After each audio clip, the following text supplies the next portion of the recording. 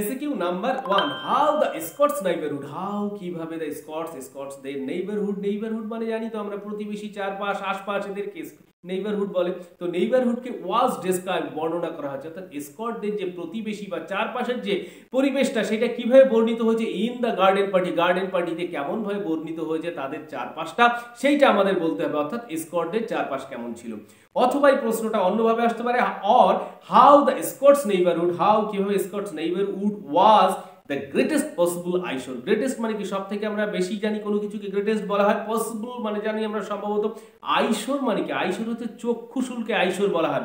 আইশোর ছিল কাদের কাছে? To the Sheridan family, Sheridan ফ্যামিলিদের কাছে কিভাবে গ্রেটেস্ট আইশোর হয়েছিল স্কটদের নেইবারহুডটা সেটাই আমাদেরকে বলতে হবে। তাহলে এটা গেল আমাদের কোশ্চেনটা নিশ্চয়ই বুঝতে পেরেছি। উত্তর কি হবে? আনসার দ্য স্কটস লিভড, স্কটসরা কোথায় লিভ করতো বসবাস করতো? At the base of the hill. Base মানে কি পাদদেশ, ভিত্তিভূমিকে বেস বলা হয়, অফ দ্য হিল তাহলে ওটা একটা হিলি এরিয়া ছিল, তার পাদদেশে স্কটসরা থাকতো। কোথায় সেটা? Near the wealthy Sheridan family, near মানে কাছে, দ্য ওয়েলদি মানে কি ধনবান শেরিডান ফ্যামিলিদের কাছে ছিল সেই স্কটসের নেইবারহুডটা।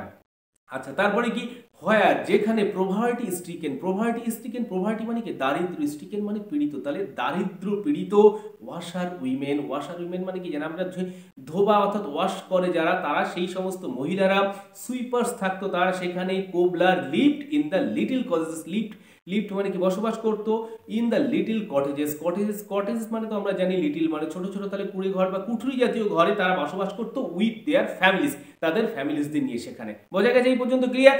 দেয়ার ওয়্যার নো সিভিক অ্যামিনিটিস, দেয়ার ওয়্যার ছিল না, নো মানে না, সিভিক মানে নাগরিক, অ্যামিনিটিস মানে পরিষেবা, সেখানে কোনো নাগরিক পরিষেবা বা এরকম কিছু আমরা যেরকম শহুরে বা নাগরিক আমাদের জনসাধারণ যে স্বাভাবিক যে পরিষেবাগুলো আমরা পেয়ে থাকি সেখানে সেরকমের কোনো কিছুর অস্তিত্ব ছিল না। দ্য ডিলাপিডিটেড মানে জরাজীর্ণকে ডিলাপিডিটেড বলে। হ্যাঁ, ডিলাপিডিটেড আনপ্লিজেন্ট মানে কি মনোরম নয় যেটা আর কি, সেটাকে আনপ্লিজেন্ট বলা হয়। Cottages of the Scotts neighbourhood, স্কটসদের নেইবারহুড ছিল ওয়্যার দ্য আইশোর, সেটাই ছিল হচ্ছে চক্ষুশুল, টু দ্য ওয়েল ডেকোরেটেড, কাদের কাছে? টু দ্য ওয়েল ডেকোরেটেড ভালোভাবে সুসজ্জিত ওয়েল ডেকোরেটেড বলা হয় লাক্সারিয়াস শেরিডান ফ্যামিলি, সেই শেরিডান লাক্সারিয়াস ফ্যামিলিদের কাছে সেটা ছিল একটা দৃষ্টিকটু বিষয় বা চক্ষুশুলের বিষয়, যেটা একদম বেমানান বেখাপ্পা ছিল। এই পর্যন্ত ক্লিয়ার? তাহলে এসিকিউ নাম্বার 1 কমপ্লিট হয়ে গেল।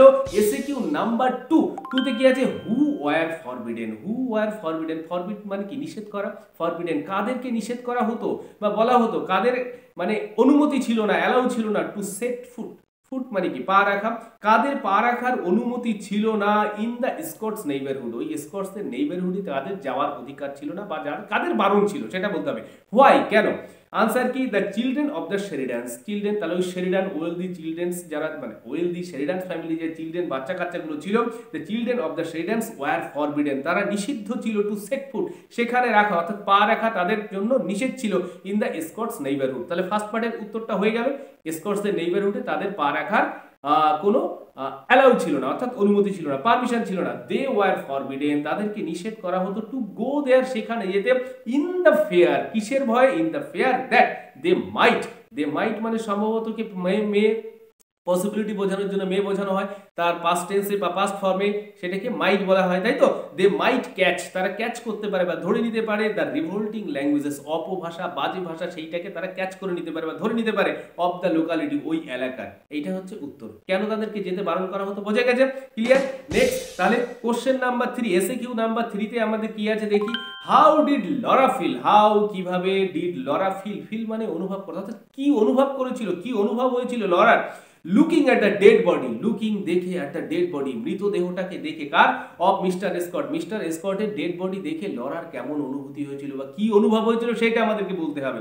কোশ্চেন নাম্বার 3 আজকের আনসার কি? ইট সিম টু লরা, সিম মানে মনে হয়, ইট সিমড মনে হয়েছিল, টু লরার কাছে কি মনে হলো? সিমের পরে আপনার টু বসে, হ্যাঁ মনে রেখো। ইট সিম টু লরা, এটা লরার কাছে মনে হলো কি? As if mister Scott, as if মানে যেন, কি রকম যেন? Mister Scott was in deep slumber, Scott কেমন ছিলেন? ওয়াজ ইন ছিলেন, ডিপ স্লাম্বার মানে গভীর নিদ্রায় তিনি নিদ্রায় গেছেন বা শুয়ে আছেন। বোঝা গেছে?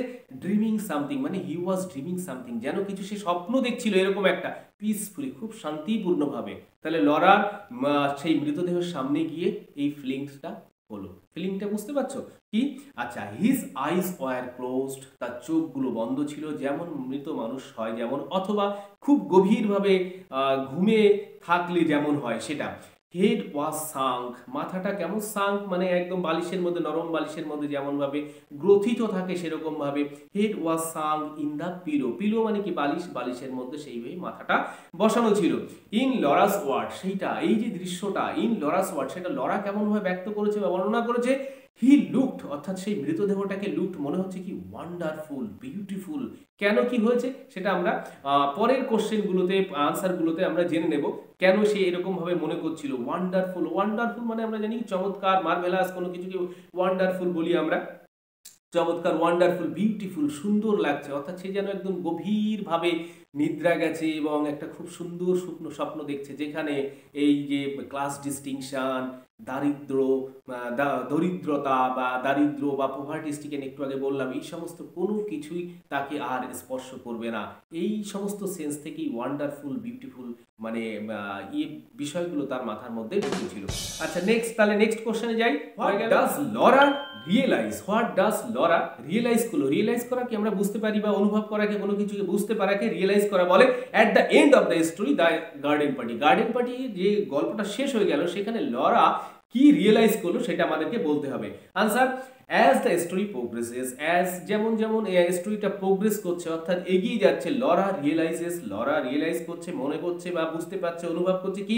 দ্য সুপারফিশিয়ালিটিস, সুপারফিশিয়ালিটিস মানে আমরা বুঝি তো ভাষা, ভাষা ভাব যেটার মধ্যে কোনো বেস নেই সেটাকে সুপারফিশিয়াল বলে। Superficialities of the class distinctions, class distinction অর্থাৎ এই যে ক্লাসের যে শ্রেণী বিভাগগুলো আছে, যে বিভাগগুলো আছে, সেইগুলোর যে ডিস্টিংশনগুলো সেইগুলো সম্বন্ধে সে আস্তে আস্তে অর্থাৎ সম্যক ধারণাটা তার হচ্ছে।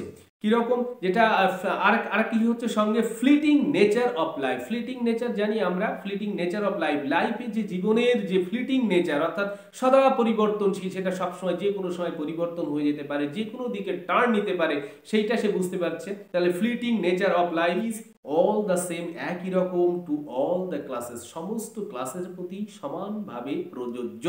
বোঝা গেছে এর থেকে কেউ যে মুক্ত তা নয়। তাহলে এই যে সুপারফিশিয়ালিটিস অফ ক্লাস ডিস্টিংশন, সেই বিষয়টা অর্থাৎ এইটা বাহ্যিক বিষয়, আভ্যন্তরীণ কোনো বিষয় নয়, সেটা লরা রিয়েলাইজ করছে।